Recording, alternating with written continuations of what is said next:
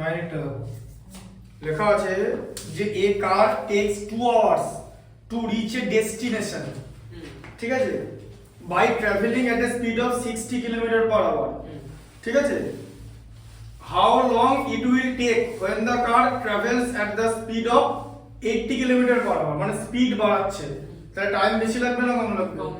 বোঝা গেল তো? তাহলে এখানে কনস্ট্যান্ট কি? কনস্ট্যান্ট হচ্ছে ডেস্টিনেশন। দেখো ডেস্টিনেশন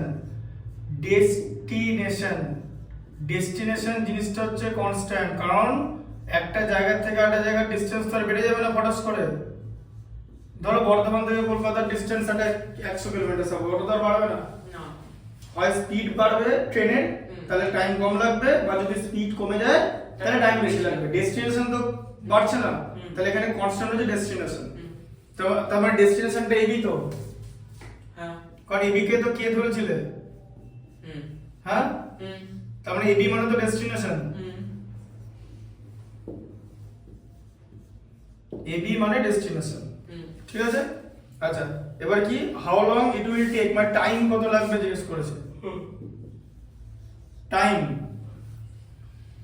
হচ্ছে এখানে আওয়ার্স দেওয়া আছে, ঠিক আছে। আচ্ছা, আর এখানে আছে স্পিড। স্পিডের ইউনিট কি? Kilometre per hour. Per hour, speed মানে 1 আওয়ারে কত কিলোমিটার যায়, স্পিডের দুটো ইউনিট, কিলোমিটার পার আওয়ার। আচ্ছা, হ্যাঁ, বোঝা গেল? স্পিডের কিলোমিটার মোটি ইউনিট না কিলোমিটার, এই কিলোমিটার কার ইউনিট? কিলোমিটার ডেস্টিনেশনের ইউনিট, এই যে ডিসটেন্সের ইউনিট হচ্ছে কিলোমিটার, ডিসটেন্সের ইউনিট হচ্ছে কিলোমিটার, ঠিক আছে। এগুলো খাতায় লিখে নেবে, বোঝা গেল? এবার বলেছে স্পিড আছে হচ্ছে 60 কিলোমিটার পার আওয়ার, তাহলে 2 আওয়ার্স লাগছে, তাই তো?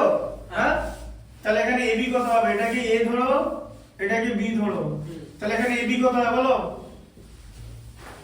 AB is equal to K। আরে এখানে বলো নাম্বারে বলো 60 into 2 a 60 b 2, তাই তো? হ্যাঁ, বোঝা যাচ্ছে? তাহলে 120 তো। এইটাকে তোমাকে দুপক্ষে মেলাতে হবে, দুটো সাইডে।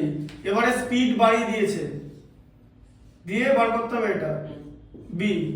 তাহলে এখানে 120 কে কি দিয়ে ডিভাইড করবে? বিটাকে মেলানোর জন্য 80 দিয়ে ডিভাইড করতে হবে, 80 দিয়ে, কারণ এখানে দেখো a এর ভ্যালু 80 দিয়ে দিয়েছে, তাহলে b এর ভ্যালু বার করতে হবে কত? হ্যাঁ, ঠিক আছে। তাহলে এবারে স্পিড আর ডিসটেন্সের মধ্যে কি রিলেশন?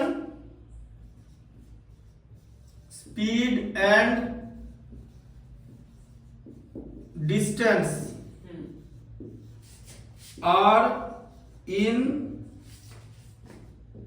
ইনভার্স, এই কথাটা লিখছো তো? হ্যাঁ, লিখছি গো। ইনভার্স প্রপোর্শন, ঠিক আছে। ডিসটেন্স কনস্ট্যান্ট, যে ডিসটেন্সটা হচ্ছে কনস্ট্যান্ট, ডিসটেন্স বাড়ছে না। হ্যাঁ, তাহলে ইনভার্স প্রপোর্শন আছে, এই যে কি করব? 60:80, তারপরে কি হবে? তারপর হচ্ছে B/2, B/2 কি প্রসেসে যাবে? ডিভিশন। 60 কে কি দিয়ে ডিভাইড করবে? 80 দিয়ে। b কে কি দিয়ে ডিভাইড করবে? 20, 2 দিয়ে। 20 কোথা থেকে পাচ্ছ? 2, হ্যাঁ। আচ্ছা, এবার কি করবে? লেখাটা কি হবে? 0 0 কেটে দিলাম, 6/8 ইকুয়াল টু b/2, তাই তো? হ্যাঁ, হ্যাঁ, তাই তো? 2 4 এ কেটে গেল, হ্যাঁ, তাই তো? হ্যাঁ, 4 কে 2 দিয়ে কাটলে 2, 6 কে 2 দিয়ে কাটলে 3, তাহলে 3/2 ইকুয়াল টু b তো? হ্যাঁ, তাই তো হচ্ছে b ইকুয়াল টু 3/2, ঠিক আছে। তার মানে হচ্ছে 1.5, এই যে 3 কে 2 দিয়ে ডিভাইড করলে 1.5 হয় তো, এই যে 3/2, তাই তো?